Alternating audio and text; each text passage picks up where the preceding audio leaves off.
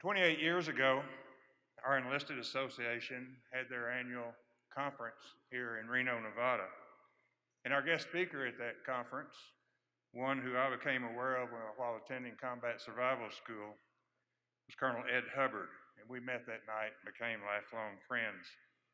Colonel Hubbard enlisted in our Air Force Reserve, entering the flight engineer career field, which is also special to me. Became a flight engineer on the C-119 aircraft. He began his active duty career by becoming a navigator, and on July 20th, 1966, a questionable bad day, he and his crew was shot down on his 26th mission over North Vietnam, beginning 2,420 days over 6.5 years as a prisoner of war, turning out to be over 25% of his Air Force career. Colonel Hubbard distinguished himself with honor while a POW, a prisoner of war, and after his release from prison continued a distinguished career in our Air Force, taking the worst units we had and turning them into the very best. His influence on all he met, every path he crossed, has been extraordinary through his Air Force career and since his retirement in 1990. If you review Colonel Hubbard's recap of his career, his official recap, under the section of honors and awards, which he has hundreds, all that is listed there is his honorary induction as a Chief Master Sergeant. Colonel Hubbard is an artist. I'm proud to have his painting in my home, and he's an author of Escape from the Box, a book, if you read, will change your way of life. Ladies and gentlemen, please help me welcome our American treasure and American hero, Colonel Chief Master Sergeant Ed Hubbard.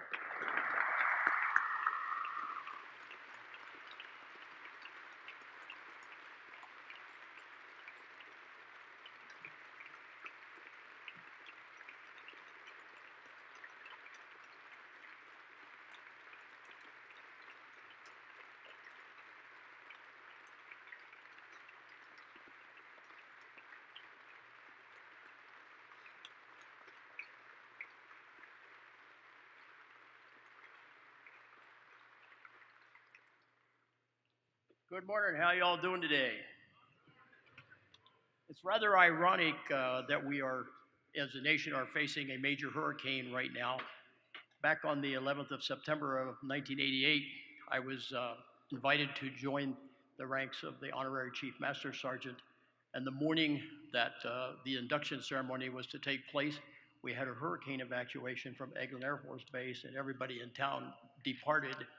So I called the chief that was in charge, and I said, "What are we going to do?" And he says, "Chiefs don't worry about stuff like that."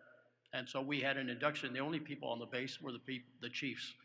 And we had an induction at an empty Air Force base. But I'm here today as a tour guide. I'm going to take you on a tour to a place you've never been, show you a different world. I think everybody recognizes as a nation we face some pretty extreme problems right now. Most of us have assumed that there are not going to be enough resources to go around. And so I want to talk to you a little bit about how we're going to deal with this world. If we're going to continue to be the leaders of the world, we're going to have to learn to take care of the problems, and we're going to have to learn to do it with the resources we have available. And that's what we're going to talk to you about today. How are we going to manage that?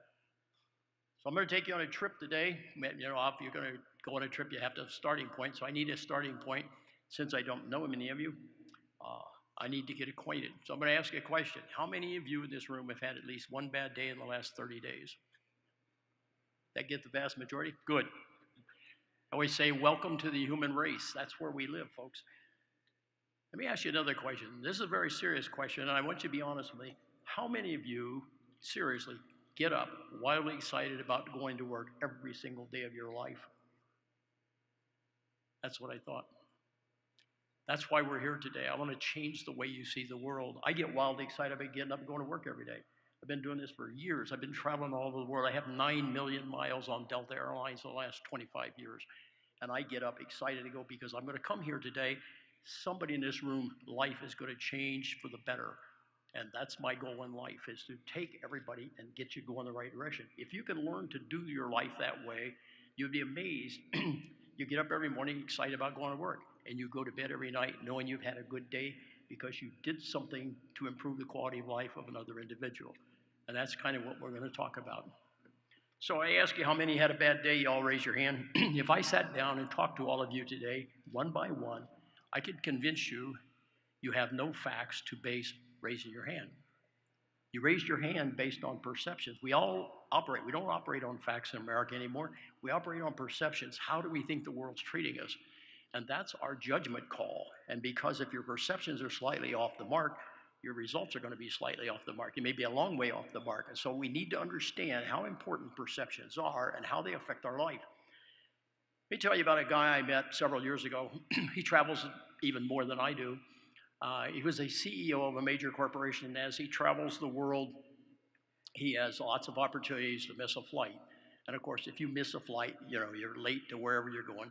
And because of the magnitude of this man's job, he traveled with an administrative assistant everywhere he went. Well, unfortunately for this guy, his administrative assistant was a rather sensational-looking young lady.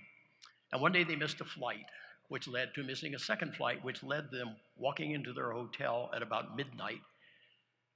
And he met a guy at the front desk, and all of you have had the opportunity to meet this kind of people. The guy behind the desk says, "I have bad news for you." Y'all met him?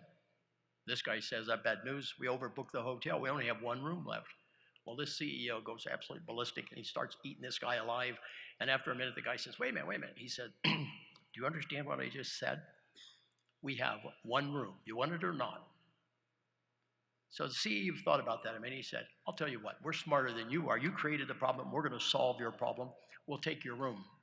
So they went up to their room, and they rearranged all the furniture so they would provide a reasonable amount of privacy for both of them. And as you might suspect, this young lady got this king-size bed with 16 pillows on it. The boss got the couch. Well, after the lights had been out for a brief period, the boss said, "Barbara, it's really cold on this couch without a blanket. Would you see if you can find me a blanket?" Barbara laid there for a minute and she said, "I have a better idea. Given the circumstances tonight, why don't we pretend we're married?" At which time the boss fell off the couch and he said, "You must be joking." He said, "I hear you correctly?" And she says, "You did." He said, "You're serious?" And he said, "Okay, that's what you want." She said, "Good. Get your own blanket."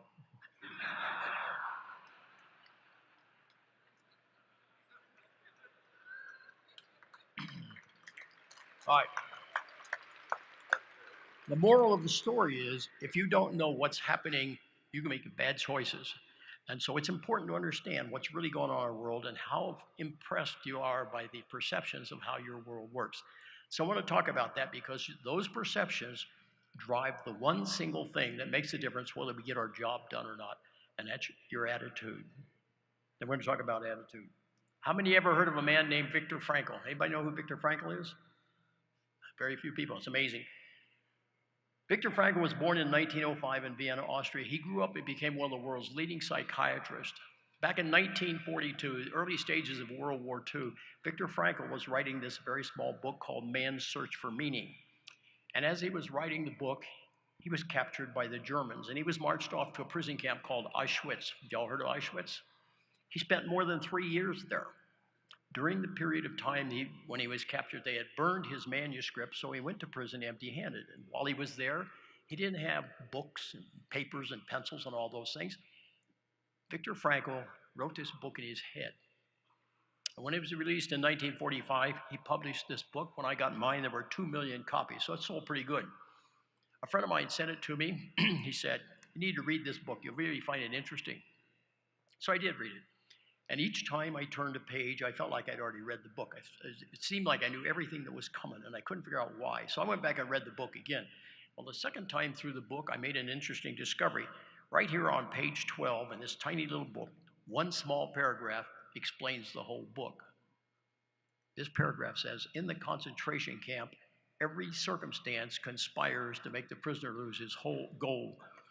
All the familiar goals in life are snatched away. What alone remains is the last of human freedoms." Viktor Frankl's basic premise is, if you have no purpose in life, you have no life. He sat there for over 3 years and observed all the people there And what he observed is based on their perceptions of how they were being treated there, the way they did life in prison, the attitude they developed there, that determined what group they would be in at the end of the war. Excuse me. At the end of the war, there were three very distinct groups. Group number one, the largest group of all, every single person in group one died in captivity. Group two was a smaller group. They were the guys that got out alive. But group three was a tiny group, a handful of people who seriously walked out of that horrible situation after all those years, and they had a smile on their face because they thought they got a good deal there. Frankl says, those are people who understand the meaning of life. And so that's what we're going to talk about a little bit. What's your purpose in life? Why are you in the Guard? Why are we involved in what we're doing? And how are we going to make this country come out better than we thought it was going to? How many have a degree in psychiatry? Any psychiatrists in the room? One. Oh, you can probably read it. Probably already read the book, didn't you? How many of you like to do everything the easy way? Now, I want you to look around the room. I see 3 hands out of all people in this room. That's the result I get everywhere. You know the greatest problem we face in America? We're doing everything we do in this country the hardest possible way, and we're still searching for a harder way to do it. Today, I want to change the way you view the world. I want to take you on a trip to find out every problem we face in this country has a simple solution. Our job is to not complain about the lack of resources. Our job is to solve the problems. And so I'm going to tell you how to work on that. I'm going to offer you a different book. This book's called Escape from the Box, The Wonder of Human Potential. It's for the easy, people like to do everything the easy way. I tell you about this book for 2 reasons. Number one, I wrote it, so I know it's a better book. The real reason is because it explains a lot of the same things Frankl's book does, but it does it in words all of you already know. If you want to read Frankl's book, I guarantee you're going to need a dictionary. If you read this one, you will never need a dictionary because I didn't use one when I wrote it. Everyone in this room can read this in less than an hour, and you will never need a dictionary to read it. What I want to do, there's a photograph on the cover of the picture of the book you can't really see. I'm going to paint it for you. I'll paint it up here on the screen if you just ignore the guys talking up there. Up in the upper left-hand corner, this oil painting that I painted in 1984 is a bald eagle got his wings all spread out. He getting ready to take off. And I painted that eagle to represent everyone in this room. That's our national emblem, representing the American people. Eagles have a little trouble getting there off the ground because I put a big chain on his leg. And that chain represents something you've all heard about. You ever heard about your ball and chain? Your perception of how difficult life is, all the burdens you're dragging through the world. Back in 1984, I woke up one morning and I suddenly realized there were 250 million people living in the greatest country on earth, and every single person I knew, without exception, was complaining about something. Most of them complain about a lot of things. And so that's how I defined the American people in 1984. And I'm sad to tell you, down the road this far, and it hasn't changed a great deal. So it looked to me like somebody needed to do something about it, so I painted the other half of the picture. If you look at the other side of the picture, way on the far side, it's a Statue of Liberty silhouetted against the sunset. And I painted the Statue of Liberty to represent freedom, because that's what it represents to everybody in the world. But specifically in my painting, freedom, if your personal burdens, your ball and chain, a way out of this dilemma we think we live in. But the most important part of the painting, in my mind, is right behind the eagle, or behind the Statue of Liberty. There's 2 little rays of sunshine coming down out of clouds. You know what that represents? Little rays of sunshine coming down out of the clouds. Just exactly what you see. I'm trying to make the world so simple that we can finally figure out how to do the things that need to be done. The title of my painting is Keep Faith. It's my sincere belief. You get up every day of your life, look at the way I see the world. This is my view of the world. Get up and look at the eagle and realize life can be tricky. Someday it's brutal. Hope for the future is on the other side with the Statue of Liberty and little rays of sunshine. If you get up every day, keep faith in that concept, I guarantee you, you can walk out of this room today and never look back and never have another bad day as long as you live. The reason I talk about this, I have not had one bad day for more than 50 years. And I'm going to tell you today how I got there, how much more fun and productive your life can be when you stop wasting time on bad days. So we're going to take a trip to a new land, a place where you've never been, to show you how simple life really can be and how much more productive we can be. You're going to have to excuse me today. I'm on the tail end of a real bad cold and I'm struggling a lot just to talk, so you're going to hear me cough a lot today. If I wanted to tell you, everybody says you had a bad day. Let's get a definition of something we can all agree on. a common reference point for today. I'm going to tell you a little story about a day in my life. I'll let you vote, good day or bad day, whatever you decide. That's the reference point for today. Is that fair? 20th of July, 1966, got up at 2 o'clock in the morning, go to work. You have any idea what happens if you get up at 2 in the morning, go to work? The chance of having a bad day just increased because you got up too soon. That day, I walked down the road a short distance, went in this crummy little building. It was the Officers Club at Takli Air Base in Thailand. That's where I was stationed with the Air Force. I went in for breakfast. Back in 1966, there were a lot of weird things going on in Thailand. Outside the front gate, you could literally buy 24-karat gold jewelry for pocket change. But on the base at the Officers Club that morning, you could buy 2 of the biggest donuts on earth for 10 cents. The good news was they were 10 cents. The bad news was that was the only option you got because they'd run out of everything else. So everybody on the base having donuts for breakfast. My donuts arrived at the table. I cut into my donuts, plate filled with grease. The grease ran across the table, ran off on the floor, and I thought, oh my God, if I eat those donuts, I thought I'll never be able to fly today. So I got up and I walked out. I went to work on an empty stomach, walked down to my squadron. At 4:30 that morning, we held a briefing. We talked about a mission in North Vietnam. 6:30, we all went to the flight line, got in our jets, and we all went to North Vietnam. 1 hour later, 1 hour and 30 minutes later, at exactly 8 o'clock that morning, I very cleverly intercepted 2 surface-to-air missiles of my airplane. I don't know if you've ever seen an airplane hit by a missile, but when you're sitting in it and it hits your airplane, it is a disaster area.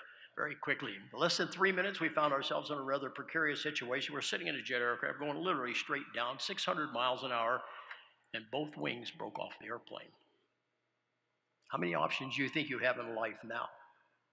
You're actually down to the last 2. You can either jump out or you can go with the airplane. And being a reasonably prudent individual, I jumped out. I don't know how many of you ever jumped out of an airplane. How many of you ever jumped out of an airplane? Some of you have done that?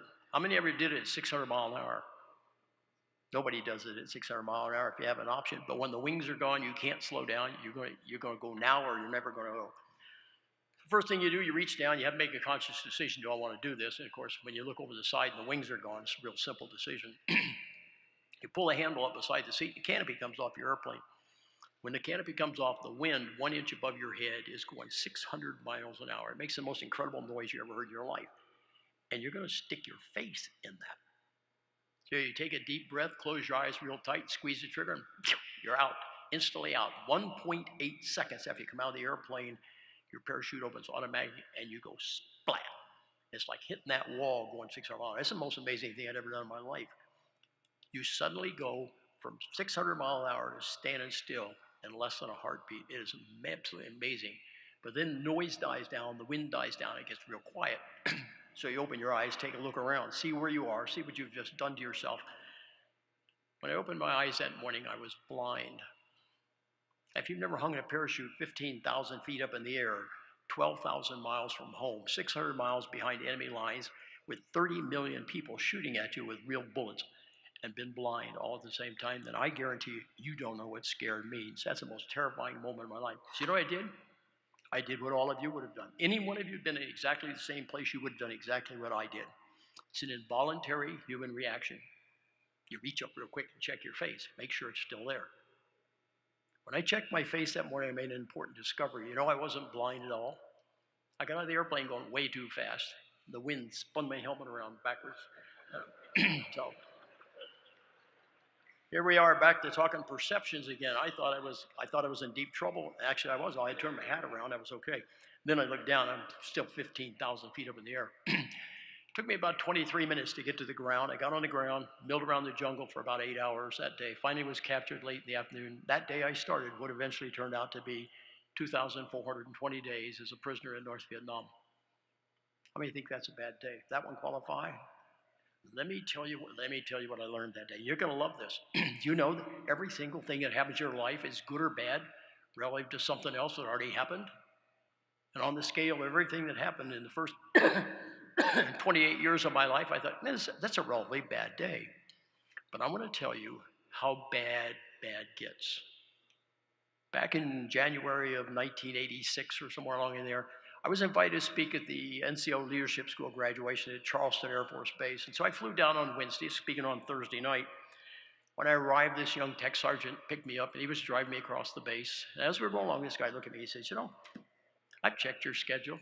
You don't have anything to do for the next 24 hours. He says, My greatest fear is you're going to get bored while I'm in charge. And so he said, I fixed that. I've arranged for you to speak 4 times tomorrow. And I look at this guy, I said, hey, you're out of your mind? I've never done that in my life. He said, you're committed. So I had to make a decision. Am I going to do this? I can very simply tell him I'm not going to do it and embarrass the Air Force, or I'll go out and give it a shot and see what happens. So I decided we'd go give it a shot and see what happens. I went to bed early, got a good night's rest, got up early in the morning, shaved and showered, got ready to go out and make my first speech, went in the closet, got out my Class A uniform, took my coat off the hanger, and discovered I'd forgotten to bring my pants. You know what a bad day is? You're going to be up here all day. You don't have any idea where you left your pants. But let me put that in perspective for you, because perspective is a very important part of life also. 10 days after that event occurred, I was driving on Highway 98 from my hometown in Fort Walton Beach over to Panama City Beach, Florida. And on the way, I was run over by an 18-wheeler. Do you know what I learned that day? Do you know after you've been hit by an 18-wheeler, losing your pants is not a real big deal. And so it's not what happens in your life that's critical. What's critical is how you respond, the attitude that you take, how you step up and deal with whatever adversity you face in life every day. That determines good days and bad days. Everyone in this room knows exactly what happened on 9/11, right? Do any of you remember what happened the next day on 9/12? On the 12th of September 2001, we had a choice as a nation to go out and send a very clear message to the rest of the world what we're made of. All we had to do was get out of bed and go to work. 99% of the people in America stood down that day. Nobody did anything. The message we sent, we said, you can come here, you can steal our airplanes, you can run them in the buildings, but you kill 3,000 people, but you can't beat us. And we did not send that message. And here we are 16 years later fighting the same people because we didn't send them the right message the first time. And so we've got some major problems to overcome. If we want to be the leaders of the world, then we've got to step up to the plate and do what has to be done. And we've got to do that sooner rather than later. So it's all driven by attitude, folks. It's about what we do. If you'd had the privilege of meeting my mother, you know what she would have told you? Every time I introduced my mother to somebody, she'd say, you know, Ed, you know he was born with a bad attitude? She said, you know, when he grew up, it never got any better. Well, I'm going to tell you, folks, when I was living on the ground in the jungle in North Vietnam for 8 hours, I had the worst attitude anybody you ever met. When I was captured, I seriously had run out of resources. I had nothing left except my bad attitude. So I took it to jail with me. I thought it might come in handy there. On the way down the road to Hanoi, I picked up a new resource called self-pity. When I walked in the front door of that prison, those are the only 2 things I had left in my life. I had a serious attitude problem, and I had the most immense amount of self-pity of anybody you ever knew. That, ladies and gentlemen, is what I had to deal with for 6.5 years. If I'd held on to those 2 things and never let go, I guarantee you I would have had 2,420 bad days. But in December 1966, I got lucky, not because of where I lived, but because I learned something there I desperately needed to know. I lived in a very small cell. It was 6 foot square. And I spent my day walking the long way across my room diagonally, 3 steps over and 3 steps back, pacing the floor, talking to myself. And if you want to find out how interesting you are, spend a few days talking to yourself. But I'm pacing the floor and I'm trying to build a plan. I'm trying to figure out how to deal with what I consider a relatively serious psychological problem. Well, just a couple of days before Christmas that year, I suddenly had this great feeling. Remember the saying I'd heard one time about the man that felt sorry for himself because he had no shoes? Then he met a guy who had no feet. I thought about that, and it made me start thinking about how bad is this really? Within about an hour, I had convinced myself 99% of the people in the world had it worse than I did. Number one, I was an American. Folks, this is as good as it gets. Beyond that, hopefully, temporarily locked up. Someday I'd get out, travel around the world, somebody else buy my airplane tickets, buy my dinner, you know what, I had a good deal coming. It's just I was going to have to be a little more patient than I was accustomed to. Something very, very critical happened in my world that day. My attitude changed. For the first time in my life, I was able to make what I consider the most important decisions of my life. First thing I said that day, by God, I'm going to survive. For the first 150 days in prison, I didn't believe that. I knew I would die there. I just didn't know when or how. That day, it suddenly dawned on me, it's a perception. Change the perception and work on the outcome. I made a conscious decision that day. I would not die in prison, and I didn't. I learned something that day that I had never even thought about before, and that is how miserable can life actually get. If you don't understand that when everybody else leaves, they go over and sit on the corner, on the floor over here in the corner, cross your legs, stare at the wall, and feel sorry to yourself for the next 5 months. That's where I spent my first 5 months in prison. Almost cost me my life. That day I made myself a promise, get up out of that corner, what I call the pity trap, get up, walk out, and never go back, and I never have. The most important decision I made that day, I promised myself that day, no matter how bad things got in prison, no matter what happened when we got back to the United States, I would never allow myself to have another bad day as long as I live. And that, ladies and gentlemen, last December was 50 years. I have never done a bad day since. I highly recommend you give it a shot. You're going to be absolutely amazed how simple it is. Doesn't cost any money, doesn't take any effort. You just get up and do what has to be done every day and get on with life. If we can do that, we can become the leaders of the world again. Right now, it's questionable, so we need to get serious, and you guys are going to play a major role in that. So let me tell you what it's like to go to prison. First day you walk in the front door, you know what they do? Take everything you own, up to including your underwear, tie you up, throw you in a little cubby hole, lock the door, and go away. And life changes very dramatically, very suddenly. You enter an area where you have problems that are beyond your comprehension, and you have no resources of any kind, and nobody to even ask a question of. And you learn to deal with that. We learned early on in prison, problem solving in prison is not optional, because if you don't solve the problems, you're going to die. And so we found out how to do that. And we learned how to do that. And we did that for years and years and years. When we came back to the United States at the end of the war, we had a completely different view of the world than everybody else. I stayed on active duty for 17 more years. Every time I was assigned to a new unit, I'd walk in the front door, get everyone in a room like this, say, come on in. I never had a crowd this big, but say, come on in. Tell me what we're trying to do here. Tell me how good we're doing, and I'll tell you how much better we're going to do starting tomorrow, because every single thing we do here can and will be improved every single day from this day forward. Do you ever try to sell that to the American people? American people say, man, we're doing great. We're not doing great, we're doing okay. I was going to show them that it could be changed, and it could be changed every day. It was a tough sell. It took me, the first 2 years I tried to sell it, I couldn't get anybody to buy in. Then one day I was in the right place at the right time, the right audience, and I said the right words, and I sold my concept. Not only did I sell it that day, no one has ever argued with me about that subject since. I had the good fortune to be invited to speak at the Senior NCO Academy for the Air Force up at Gunter Air Force Station in Montgomery, Alabama. And my audience that day was about 250 senior NCOs from the entire Air Force. A really professional, but a demanding audience. So I did something that day I'd never done before. Somebody had suggested, if you have a tough audience, first thing you have to do is get their attention. So this guy said, for the first minute after you're introduced, don't say anything.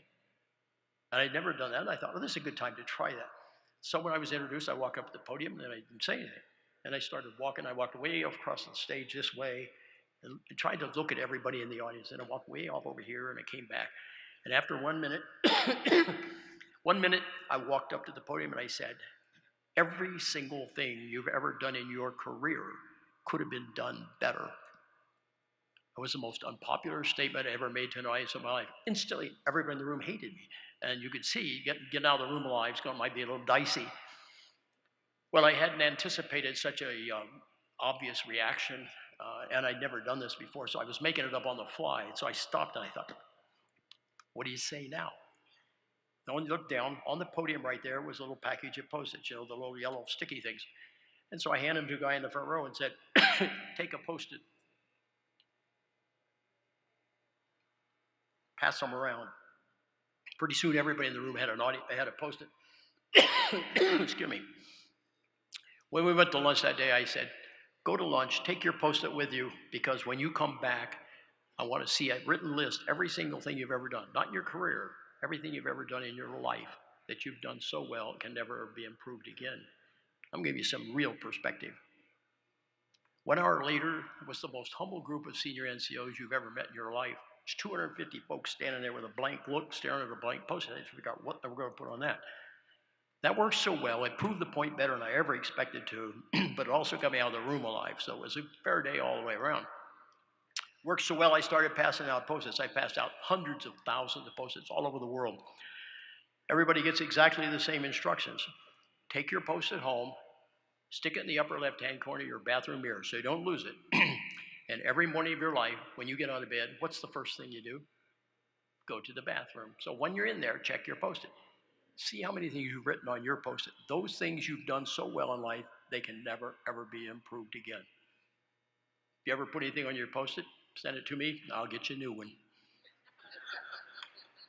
How many do you think I've actually gotten back? 2. Actually, the first one didn't even come back. The lady called me on the phone. She said, I filled out my Post-it. I said, you're kidding. She said, what'd you put on your Post-it? She said, I had a child. I don't think I can improve on that. And I said, you win. I give up. I mean, I would never have thought of that. But I said, that's pretty ingenious, and I'm going to give you that one, and I'm going to send you a new Post-it, and you call me and let me know when you got it filled out. I'll get you another one. Never, ever heard from her again. The second one, I was up in Washington, D.C., speaking to a very large crowd of people, and there was a young lady in the audience who had bought a copy of my book. If you open my book to page 45, you will find a Post-it on that page. Everybody says, somebody left trash in your book. And I said, no, that's a piece of the book. Somebody somewhere has to open every single book when they're printed, put a Post-it on that page before they ship them to me. And I don't do Post-its. I wrote books. This girl came up and she says, I filled out my Post-it. I said, you're joking. I said, what do you put on your Post-it? She says, I married my husband. I don't think I can improve on that. And I said, I just met your husband. I bet you could.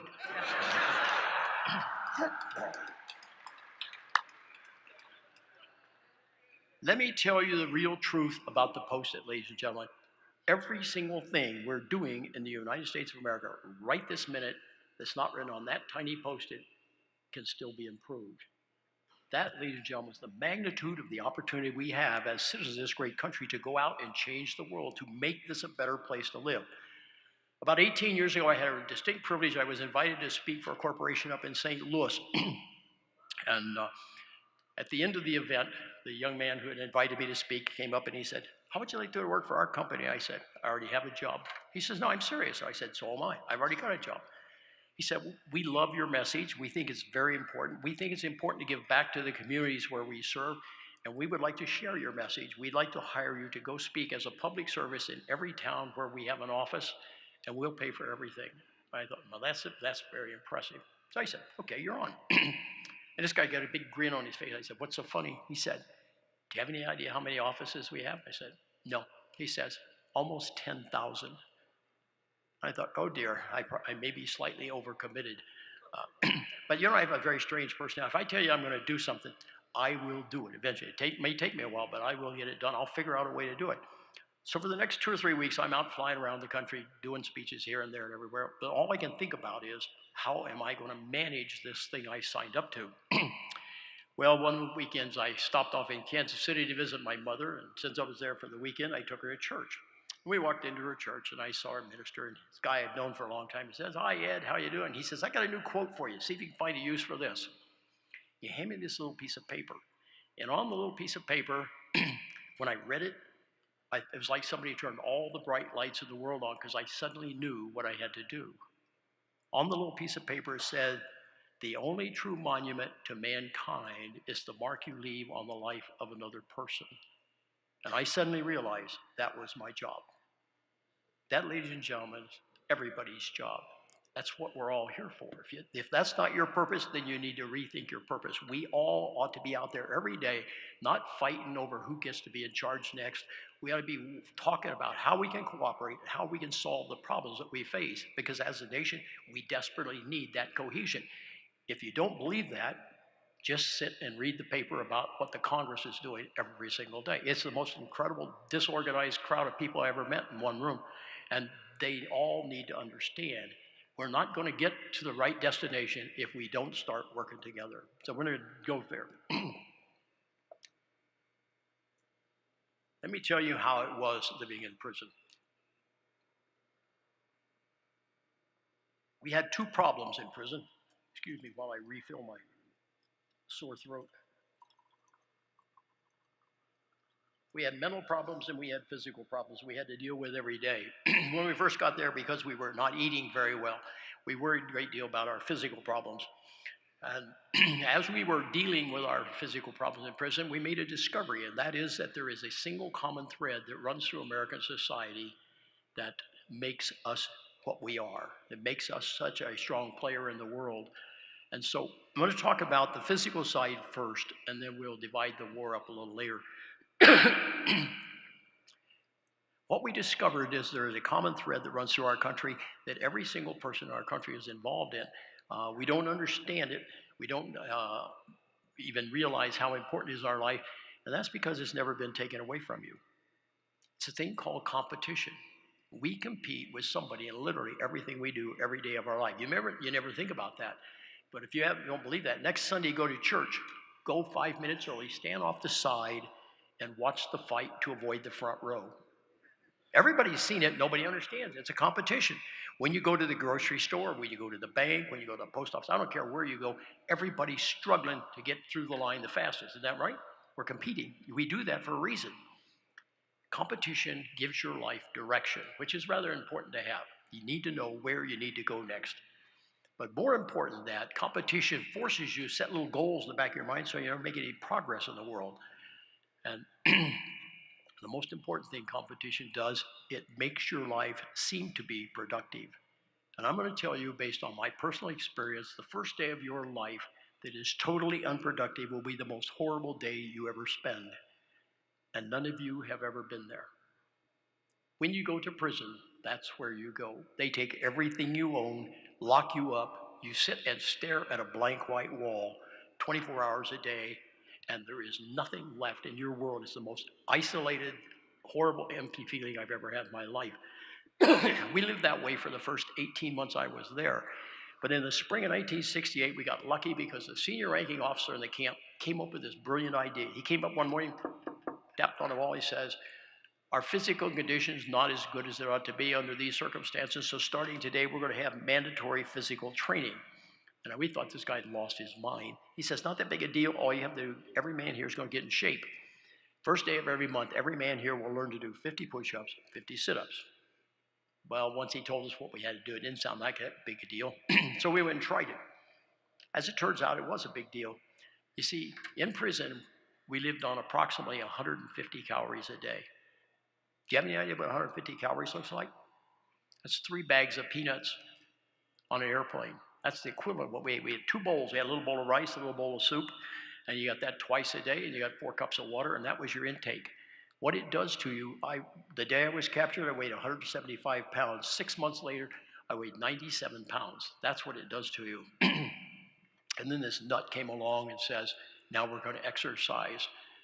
Well, we didn't, first we kind of balked and said, "We're not going to do that." And then he said, "You don't understand, do you? That's a direct order." As it turns out, we all understood that. And so we said, we better learn how to do this. So we all started practicing. 2 weeks later, I woke up one morning, I realized this guy has suddenly given us a tremendous opportunity. He has given us a way to bring competition back into our lives. So I lived next door to an old naval officer. I went over and tapped on his wall. I said, "Good morning. How would you like to enter a push-up contest?" And he tapped back. He said, "Sure, why not? Not going anywhere." Well, he wasn't. The idea was simply, who can do the most push-ups nonstop? If you live here, you got to do 50. That's mandatory. You want to win the contest, there's an outside chance you're going to do a lot more than 50. And I like winning contests, so I started working on it. First day of the month, I got up early in the morning, warmed up, got down on the floor, did 100 push-ups nonstop. I'd never done that in my life. I was so proud. I thought, man, that's really neat. Tapped on the wall. I said, "I'm finished. Did 100 push-ups." And he tapped back. He says, "It's not bad for an Air Force officer." He said, "I did 150. So I thought about that for a minute, and then I tapped on his wall. I said, "Next month, you go first." I tell you, every problem has a solution. Your job is to find the solution. Well, he did go first, and I learned an awful lot about naval officers the next month. They're tougher than they look, and they're sneaky. The guy got up at 4 o'clock in the morning, did his push-ups, tapped on my wall, woke me up at 5, said, "I thought you ought to know I'm already up. I've already done my push-ups," and I did 200. And I couldn't honestly believe anybody on earth could do 200 push-ups. But it's interesting. The world gets pretty clear once you know what the goal is. The goal that day is simple. You want to win today? Anything over 200 wins. So I had no place to go, nothing to do. Got on the floor, did 220 push-ups that morning. I was so proud I could stand up. But I wanted to be real cool, so I said, Not a real big deal. I did 220, and he said, "You're right. Don't forget, you're first next month." I wanted to win this contest so bad I couldn't stand it, and I didn't know what to do. So I started something I'd never done in my life. I built a plan. I was 32 years old by then. I never had a plan in my life for anything. I just got up and did whatever happened. That day, I built my first plan. I'm going to do 10 sets of push-ups every day, and every day I'm going to increase the numbers in the sets. I want to see how far you can carry this. So I started the month doing 10 sets of 20. By the end of the month, I was doing 10 sets of 100. And I was seriously doing 1,000 push-ups before breakfast every day. But you know what? We didn't get any breakfast in jail, so it didn't make any difference. It had nothing to do. But I learned two very, very important things. I found out what incremental improvement can do for your life and your job, but I also found out what confidence really is. Confidence comes when you do something today better than you've ever done it in your life. You get an increase in confidence that allows you to go out tomorrow and do it better again. And you get another increase, you do it better again. In a matter of days, you're performing at a level no one else has ever been to. And you don't have to get there all at one time. You just walk up there casually. It's not a struggle. That applies to everything we do in the world, and we need to learn how to do that. It's a very, very simple way of doing what needs to be done. Well, by the first day of the month, I knew I was going to win. I just got up, smile on my face, got on the floor, did 300 push-ups nonstop, way beyond anything I'd ever dreamed of in my life. You know why that was suddenly available to me? Because I tried. If I tried 10 years sooner, I could have done it 10 years. I just never tried. It was always there. So when I tapped on his wall, I said, "I'm finished." I did 300. He said, "Not bad for an Air Force officer." He said, "I did 660. Well, I'm here to tell you, I didn't want to do any more push-ups. So I said, "Want to try me in sit-ups?" He said, "Okay, you're on." So we started to do contests. I'm one contest down now. And so I never worked so hard in my life, get caught up. We did the same concept, increase every day. First day of the next month, I got up and I was really geared up for this guy. I got on the floor about 4 o'clock in the morning on the ice cold concrete. I started doing sit-ups. I did sit-ups for 4.5 hours. I did 2,000 sit-ups nonstop. And this guy said, "Not bad for an Air Force officer." He said, "I did 2,700. I thought, "You gotta be kidding. I don't want to do that anymore either." So I said, "Ever jump rope?" And he said, "Never done that." And I said, "Okay, you're on." Finally, I found something I could do that I knew how to do very well. When I was 19 years old, I went out to Colorado, put on a ski demo. And the only single problem I had at that time is I'd never skied before. When I was 19, things like that didn't faze me. I picked up the phone, called my buddy Bruce. I said, "Hey, Bruce, how do you do this?" It's simple. He says, "Take your skis, go to the top, put them on, come back down." And I said, "Okay." That's how I learned to snow ski. I went to 11,000 feet at Loveland Pass. Down the hill I come like a crazy man. And I'm a fast skier. Less than 20 minutes, I was already at the bottom. But I was in a toboggan with the ski patrol. My left leg was broken in 4 places. So it wasn't a complete success. When they took the cast, I wore a long leg cast for 6 months. When they took the cast off, my left leg was 7 inches smaller than my right leg, around my thigh. And so I jumped rope for years to regain the use of my leg, so I knew a lot about jumping rope. We simply took an old shirt we found laying on ourselves, tore up little strips, braided a rope, started jumping rope. Simple contest. Who can get over the rope the most times without missing? Well, when we started, 40 was a pretty good number. 50 was unheard of. But over the next 3.5 years, we got really good. The day I was released from prison in 1973, I held the world record 3,640 times over the rope without missing. It takes about 1 hour and 30 minutes, going just as hard as you can go. But in fairness to the Navy guy, I have to tell you, when he got out of prison, he held the world record. He had a very unfortunate incident in his life. He got out of prison 20 days before I did. The contest wasn't over yet. So we learned how to win. And the way you win is you set a standard and you compete with anybody who wants to take you on and you raise the standard. Eventually, you win by default because you're the only guy playing the game. And I'm here to tell you, folks, it works in everything we do. But we have to learn how to compete at a higher level. Physical condition in prison, very, very critical part of life. That's what we learned to do. Everybody says, "How much can you do?" I said, "Oh, we left, came home, don't know."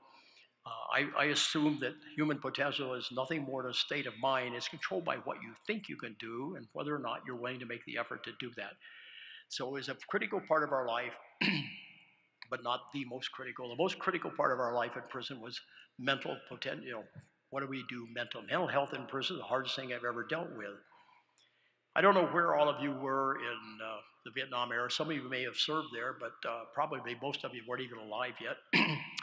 But you've all heard about it. You've all read about it. Everything you hear is negative. So I'm going to it's a bitter pill to swallow, but I'm going to make it a little easier. I'm going to divide right down this road in the middle of the aisle here. I'm going to cut the war in half for you. This half over here is the first 3 years and 3 months of captivity, my first 3.5 years in captivity. I call this a period of stark terror, and I'll tell you what it looked like. We woke up at 5 o'clock every morning. They banged on the gong, and we all got up. Because if you didn't get up, there was an or else, get up or else. We didn't want to find out what that meant. But the first thing we did every morning, we go straight to the door. You look through the crack beside your door, look up in the sky, see if you see the sun coming up. If you could see the sun coming up, that meant you were still alive. That meant you were having a great day.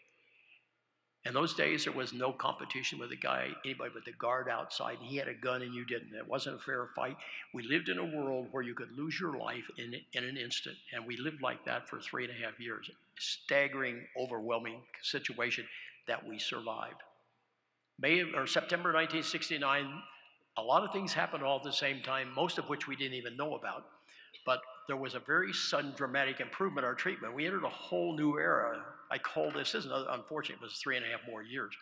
But we entered the doldrums. And the doldrums, if you're familiar with the sailing term, you sail your boat out to sea, the wind stops blowing, you're in the doldrums. You can't sail home. That's where we were. We suddenly found ourselves in an environment where the beating and the harassment quit. And when that happened, we all of a sudden had an immense amount of time on our hands we never had before. And we panicked because we weren't sure you could survive mentally in that vacuum for very long. So when we panicked in prison, go tap on the wall at the man next door and say, how about a little help? We passed the word through the whole camp. Says, anybody here knows anything that we don't know, pass it down here. We will commit it to memory. Give us something to fill our day. The first message came from a young man, said, when I was 10 years old, my mother taught high school English. And so every Monday she gave me a poem to learn. I practiced all week. Friday night at our family dinner, I was allowed to recite my poem for the whole family. If I did well, I got to eat. He says, trust me, I learned a lot of poetry.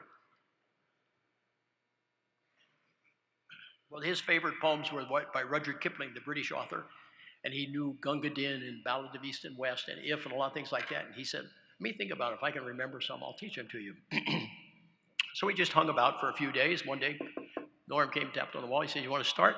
Let's start with the Ballad of East and West by Kipling. You all know that? You ever heard this? Oh, East is East, West is West, never the twain shall meet. That's the first line of the first verse. Actually, there are 46 verses. The guy said, no sweat, I know them all. I'll teach you a verse every day. So every day for the next 44 days in a row, at 5 a.m., Norm's tapping on the wall, teaching us another verse of the poem. If you've never read the poem, you ought to go read it. You owe it to yourself. It's a great, great story. On the 45th day, he didn't tap on the wall. We didn't know why, so we took the day off. But then on the 46th day, he didn't tap on the wall again. That started to bug me. So I went and tapped on his wall. I said, come on, Norm. Tell us how the story ends. He was very hesitant to be finally tapped on the wall. He said, he's not going to believe this. I can't remember the last 2 verses. Have you ever read a book, gotten to the last page, and someone's torn it out, and you don't know how the story ends? I'm going to talk to you about what frustration really looks like. March of 1968, the President of the United States, Lyndon Johnson, arbitrarily, unilaterally stopped all bombing of North Vietnam. When we found out about it, we assumed the war was over. We assumed probably less than 90 days we would be free and come home.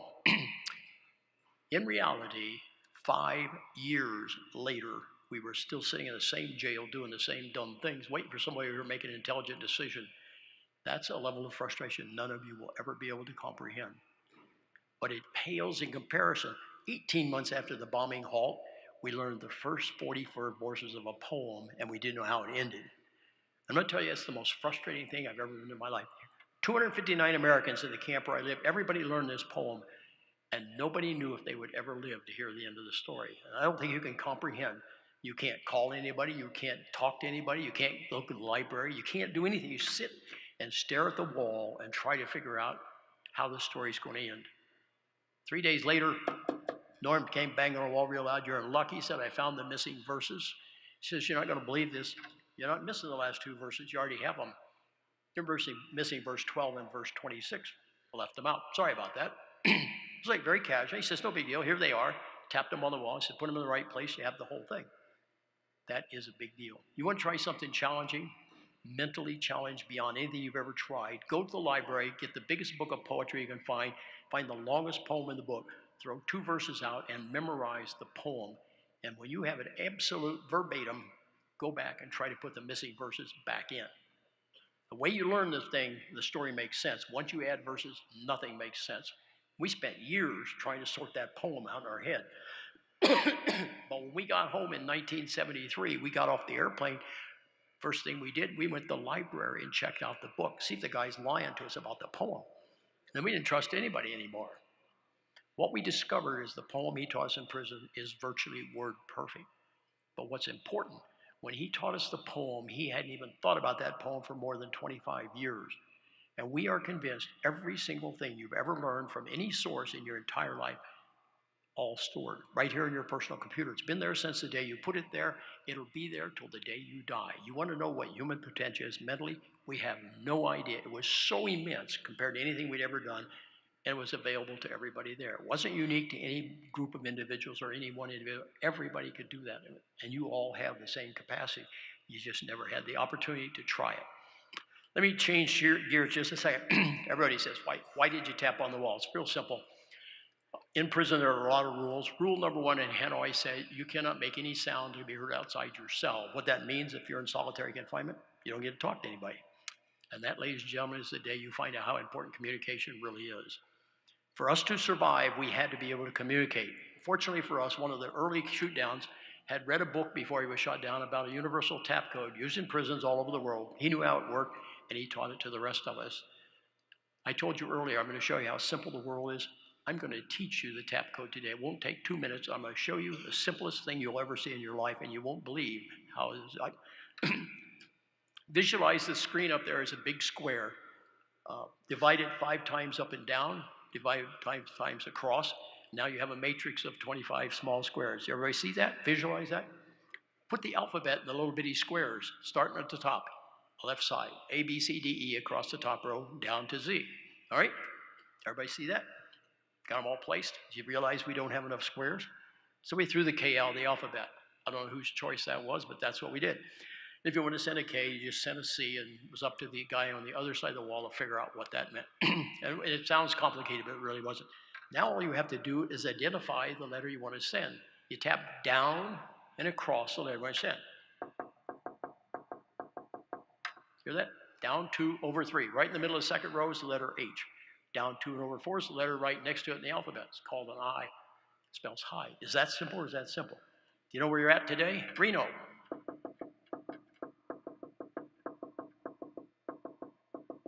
That's Reno. How long do you think it takes to tell a joke? It's amazing. It's so simple, but it takes forever to tell anything. So what we did, we're naturals. As people in the military are natural to this. We abbreviated the entire English language so we could talk faster. I'll give you a couple of samples. That's the letter C, right in the middle of the top row. Against the rules, communicate in prison, you get caught, you can lose your life. So it's critical not to be caught. So we did something I bet you've never done before. We spent 8 to 10 hours a day laying on the floor, peeking in the crack under the door, and we could see the guard's feet. If there were feet there, it didn't touch the wall. When the feet left, tap that on the wall, pass it through the building, everybody could communicate, nobody got caught. Very critical part of life. A different part of life, even bigger. Big, loud C came on Sunday morning at 10 o'clock, stood for church call. That meant the senior rank in America says it's time for everybody to go to church. First thing we learned in prison, made no difference what religion you were, made no difference you had any religion. Sometime around 10 o'clock on Sunday morning, when you heard that C bang on the wall, every American in North Vietnam stopped what they're doing. Everybody sat down and honored church call. And it was actually done for a couple of reasons. For all the religious people, they don't have a very obvious meaning, but for every American that was there, religious or otherwise, that was one time each week. Every single American in North Vietnam, without exception, everybody is rowing the boat exactly the same direction at exactly the same time. And the strength and unity we got from that simple act is overwhelming. Do you have any idea what that's called? That, ladies and gentlemen, is called teamwork. I'm going to tell you, based on my experience and what I've seen for the last 45 years coming back, teamwork's the most underrated, underutilized resource in America. And you know what's really sad? It's free. Costs nothing. If everyone in this room grab an oar, start rowing right now, I guarantee you we can move this building. It's that powerful. It's there every day, costs no money, and we have never figured out how to do that. Watch the Congress of the United States. It's deafening, the sound of no movement up there. So, last thing we did every night of our life in jail, the G, a B, and an A stands for God Bless America. Every American tapped on a wall the guy next door before he went to bed every night, up to 9 years. And that was to make sure nobody ever forgot why we were there, to make sure nobody forgot how critical it was that we do everything we do to the absolute best of our ability every day. It was a life and death matter where we lived. If we don't learn some of these lessons and apply them in this country, it's going to become a life and death matter for our country right here in a good old USA. So it's past time to get started on us. Everyone understand tap code? Everybody says, I give up. What do you do after you learn it? First thing you did, you learned the lineup. The lineup was the name of every American in every cell in every prison camp in North Vietnam. You had to know where everybody was every day so we didn't lose people. Once you learned the lineup, then some simple fool would move and you'd have to rearrange the names again. I moved 57 times while I was in prison, and I can tell you on any given day where I lived, who I lived with, who lived in all the cells in my building. Worthless information today, but the day we were released from captivity, it was critical that we be able to account for everybody. Once you had the lineup squared away in your life, the rest of your life in prison is learning, memorizing worthless information, just killing time. Fall of '69, when the treatment started to improve, we took advantage of that. We started an education program among the prisoners. Against the rules, we started anyway. It was our turn to do something to help ourselves. Right after that started, I had the distinct privilege of moving into a cell next to a guy named Everett Alvarez. I don't know if you know who he is, but Albie was the first man captured in North Vietnam, shot down on the 5th of August in 1964. When I had been in prison for 2 weeks, Albie had been there for 2 years. When I moved next to him, he had been there for 5 years. The most amazing man I'll ever know. He never lost sight of what was important. Every day of my life for 18 months, the first sound I heard in the morning after the gong was Albie tapping on the wall, telling me a joke. Never lost his sense of humor. The lousiest jokes I've ever heard in my life. But the fact that he thought anything was funny was pretty impressive. The other thing neat about Albie, he's one of these guys I talk about, never forgot anything he ever learned. He grew up in Southern California. His second language is Spanish. Well, I grew up in Kansas City. We didn't have a second language. We didn't even know there was one. During the time I lived next to Alvarez, I used to tap to him 8 to 10 hours a day in English, and he tapped to me 8 to 10 hours in Spanish. Over an 18-month period, I developed a 5,000-word vocabulary in Spanish. I was fluent in a foreign language I'd never seen written, never heard spoken. All I ever heard was Albie tapping on the wall. Late that year, I got moved. I walked into the biggest cell I'd ever been in. There were 37 Americans in there. Nobody spoke Spanish, so logically, I became a Spanish teacher. I taught Spanish in prison for 3 years out of my head based on what I learned tapping on a wall. When I was released from prison in 1973, I'd never been to college, so I thought it must be about my turn. So I went out and signed up for night school. The first course I took was Spanish. The first night of class, I walked in, sat down, took the final exam, maxed the course, got up and walked out, never even bothered to buy their book. Do you want to know what the possibilities for us are? That's not unique to Ed. That was not unique to all the prisoners. We all learned how to do that. Every one of you sitting here today could do that, but you have to believe it and you have to be willing to make the effort. It's available to you every single day. You want to know where we can go? We don't know. But let me give you something to think about when you go home today. If you ever have the time or create the time in your life to go back and do what we did in prison, we went back, we had a lot of time. We went back and reviewed our life. We looked at every day and every event, everything we'd ever done in our life to see what kind of results we were getting. I highly recommend you do that search. Search your own life, see where you've been and what you've done. When you do that, you're going to make some interesting discoveries. Over in this corner of the room, you're going to find a huge pile of things. You know what those are? Those are all the things you tried in life, didn't work even a little bit. Don't worry about it because they do not matter. What you need to learn, this corner over here, regards your education, your experience, and everything else. Every one of you has this great, huge mountain over here. That is everything you have achieved since the day you were born. That, folks, is where you have to focus because that's what you're going to build the rest of your life on. In that pile over there, you're going to find a handful of things, just maybe a half a dozen or so. Things that you accomplished are the most important things you ever achieved, and those are the things done under adverse circumstances because that's where we perform the best. I'm not going to waste your morning on horror stories about prison. They have no value at all. I want to tell you a little quick story about one man, what he was able to do physically and mentally under the most adverse circumstances I've ever been exposed to. I'm going to show you how much higher we could raise the standards of this country if we would quit worrying about the trivials and start getting on with the business at hand.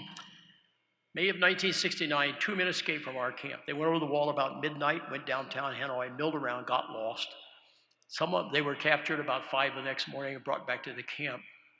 By sundown that day, one of those guys had been beaten to death. And that is how serious life in prison is. A single mistake costs your life. Well, anytime we broke the rules in prison, there was a purge. And of course, escape broke them all. So we had a major purge, the worst purge we ever had. They took the senior guy from every building in the camp, took every single thing they owned, tied him up, stripped him naked, put him in solitary, and they started beating him. The beatings were unmerciful. The beatings went on for a very long time. But like everything else that happened in prison, if you just hung in there, slowly but surely, life would return to normal, or normally as we knew it in those days. One by one, these guys started coming back in the main part of camp. Eventually, everybody was back except one man. And the Vietnamese took this one poor guy, they isolated him, and they leaned on him with everything they had.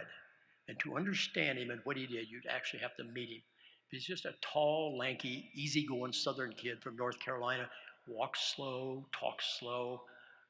And when he was interrogated, he would always say, "I'm sorry, I can't answer your questions."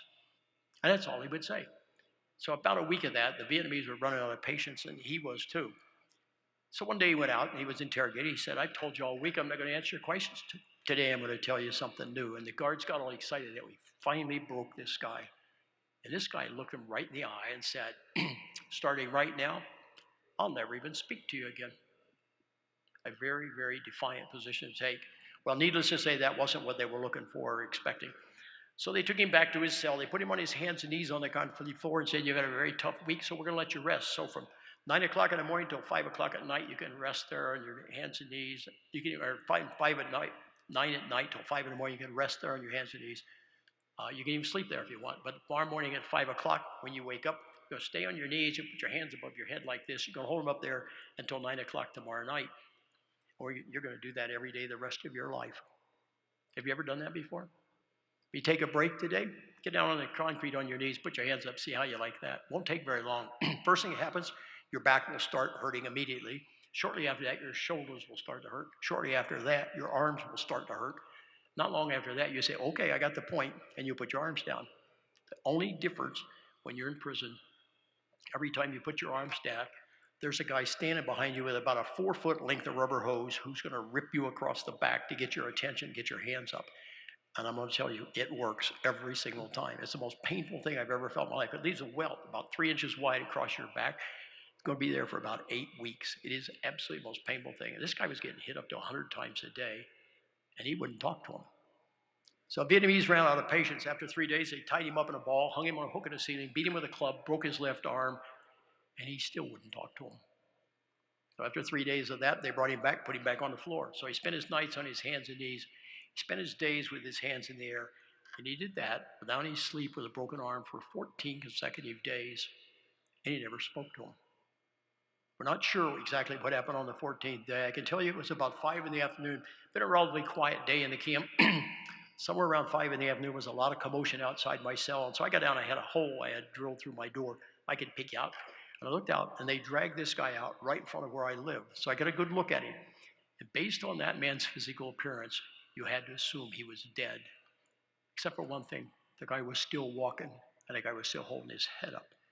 And I sincerely believe the reason he was able to do that is because he really seriously understood the words of one of the poems we learned in prison. A poem by Rudyard Kipling called "If," you've all heard of. One of the verses applied to our situation says, "If you can force your heart and nerve and sinew to serve their term long after they're gone, when there is nothing left within you except the will that says to them, hold on." There's a guy who could have written the book. I told that story to 100,000 people last year. You know what everybody says? "God, am I glad I wasn't there. I don't think I could hold on." The most important thing I'm going to tell you today is that you're wrong. Because you may not believe this, none of us were handpicked to go to prison. None of us volunteered. We all got there by accident. Everyone in that prison represented a cross-section of the American public, just like every one of you. The only difference is we were there we did what had to be done to get out. Because you haven't been there, you don't have the privilege of that kind of experience to draw on. It's probably a little tricky to sit in this room and say, how do you deal with that? I want you to understand where we've been, what we did, why it worked so well for us, why it would have worked just as well for you. So I'm going to have a little experiment here to show you how it works, give you a sense for what it was like at our place. I'm going to ask you to close your eyes in this huge room. I'm going to put all of you in solitary for 3 minutes, and you'll get a sense for what it was like. At the end of 3 minutes, I guarantee you, everything I've talked about is going to be remarkably clear to you. So just close your eyes. Try to visualize what it was like at our place. I'll describe it to you.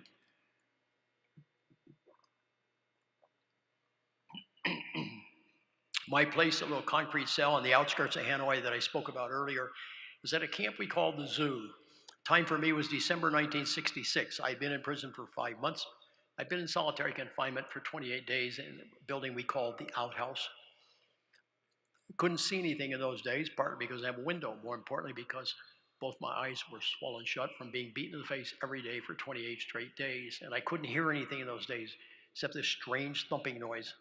After a week, I finally figured out what I heard. I heard my heartbeat. It was the throbbing in my ears because both my eardrums had been broken. Less than 5 feet where I spent my entire life, diagonally across the corner of my cell, was a little rusty bucket served as my latrine. The smell from the bucket was unbelievable. That wasn't important. What was important, the bucket only had a 1-day capacity. Because I was in a lot of trouble, I hadn't been allowed to go out and empty the bucket for 10 days. The only single option available, I had to dip the contents of that bucket and pour it through a little hole in the back wall of my cell. I had to do that with a soup bowl that I ate from. Nobody bothered to wash.